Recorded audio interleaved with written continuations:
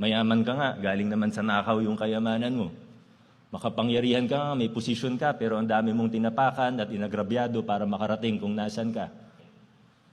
Ang pangarap ba natin sa buhay ay magkaroon ng mataas na posisyon? Maging CEO ng gantong kumpanya? Maging negosyante na milyonaryo o bilyonaryo?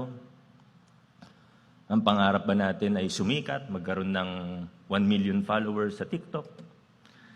Ang pangarap ba natin ay magkaroon ng mataas na posisyon at maging makapangyarihan?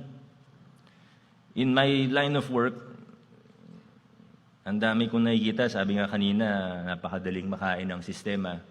People start off with good intentions.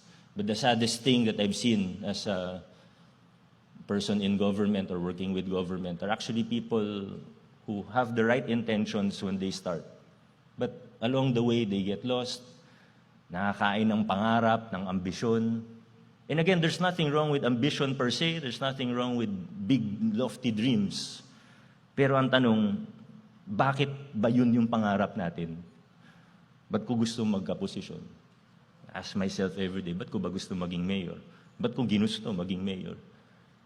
Ba't ko ginusto maging engineer? Ba't ko ginusto na dito ako mag-a-apply ng trabaho? Pag may trabaho ka na, ba't ko gustong ma-promote?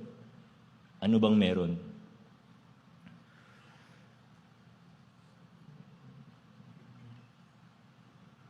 Sana hindi yun lamang, yung posisyon, yung pera, yung kasikatan. Successful ka nga, magulo naman yung pamilya mo. Mayaman ka nga, galing naman sa nakaw yung kayamanan mo. Makapangyarihan ka nga, may posisyon ka, pero ang dami mong tinapakan at inagrabyado para makarating kung nasan ka. I hope that we don't think that it is worth it. I hope we take time, as early as now, to stop and think, bakit? Ano bang gusto kong makamit sa aking buhay?